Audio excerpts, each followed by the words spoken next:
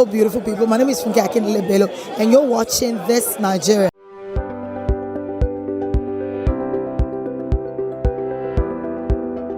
Well, you know, I don't have a particular hatred or malice with the Umar Daladi, that's his name.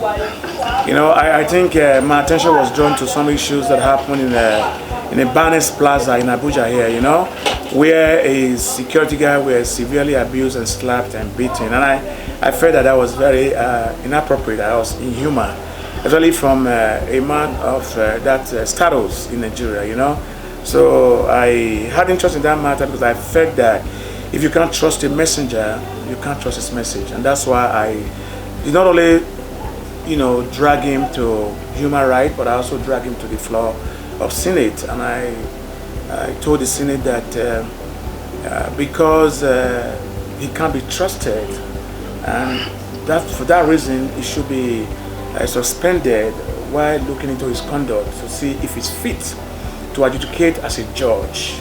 And that was the reason why I dragged Daladi Umar to Senate floor. Because you can also know that the likes of Onogere, who was the chief judge, was also ruined by that same man. But it's not a vendetta because it was because of Onogere. I don't even know Onogere. But I want us to be doing things in the right way. I think it's absurd for a man of that standard to beat an ordinary security guard in the mall just simply because the man said park properly, you know.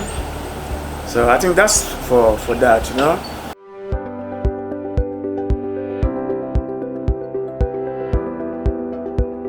Well, you know, I don't like people really feeling sympathy with me when it comes to that issue, because I am a victim of the assault by the police. But there's one thing that we are not seeing here is the police are also victims. Because the police that brutalized me, that threw me into the Black Maria, if you watch the clip of the video, I was actually speaking for them. How they are underpaid, how their barracks is so like poor, how they had no insurance, how they need a training or perhaps a reform.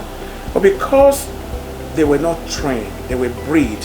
And that's to breed people as a human being is an assault of its own.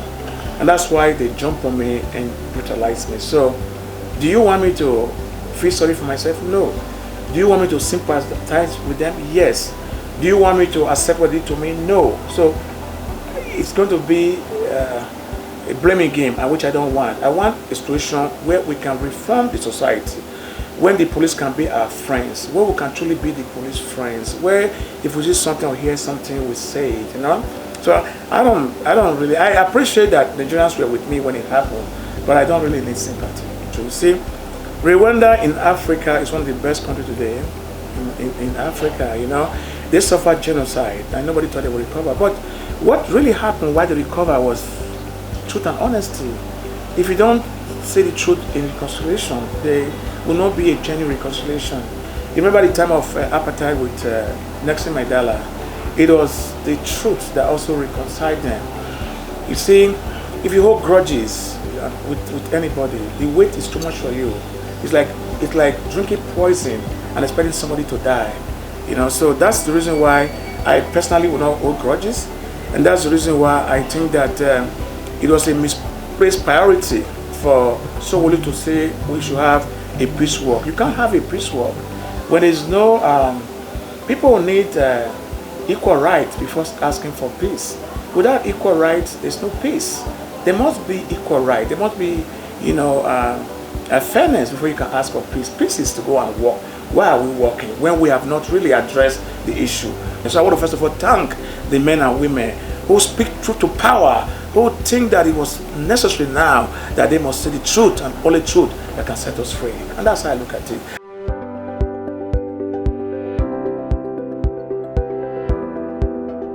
Well, nobody will be happy with the situation of the country. That's a statement that any genuine patriotic citizen like me will not be happy with the situation of this country. So my question is, I'm not happy with it, but should I run from this country? No. Where I take my circle, where I become a Canadian by naturalization, I wasn't born in Canada, but people built there. People sacrifice. People die for that to live. So what is wrong with Nigeria today is that we as people are not ready to hold on to democracy tie, to put our life on the line, that if need be, for justice to prevail. If I had to die, let it be.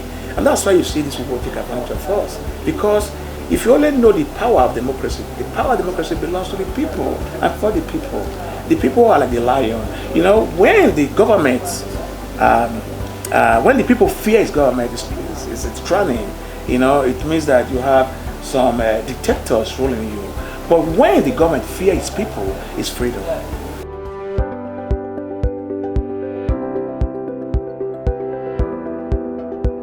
Well, if there's anything below zero, I'll give him. He failed everybody. So, and I blame myself for even voting for him. But I can't assess him because there's nothing below zero. If there was anything below zero, well, you remember when he came to power, how much the exchange was. You remember the employment. You remember the GDP. A lot of things. You remember the security. A lot of things work against Buhari. But he told us that when he came to power, the insecurity will be a thing of the past. Boko Haram will be history. Talking about bringing our dollar to 1 to 1. Talking about making our roads comparable with Western roads. So I can't really. There's no thing for me to measure with Buhari. If there's anything below zero, I will give Buhari zero. I think Buhari and John is a complete disaster.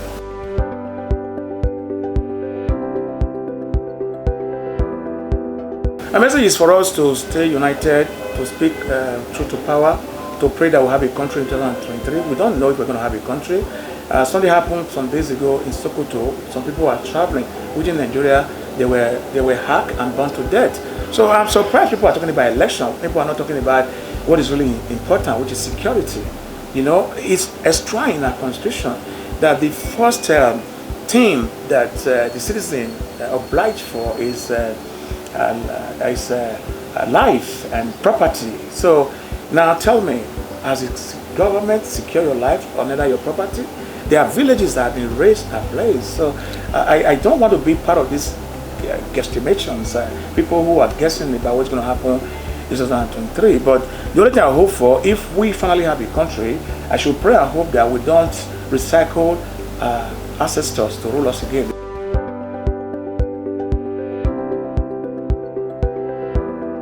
Even if you bring us somebody again from the north, or even bring out the Fulani man who cares about every Nigerian, I will vote for that Fulani man. You see, the mistake we are making here is this rotational of government. Let's split it.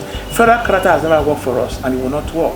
What we need to do is to get the best person who is interested in our welfare, who can secure our life and property.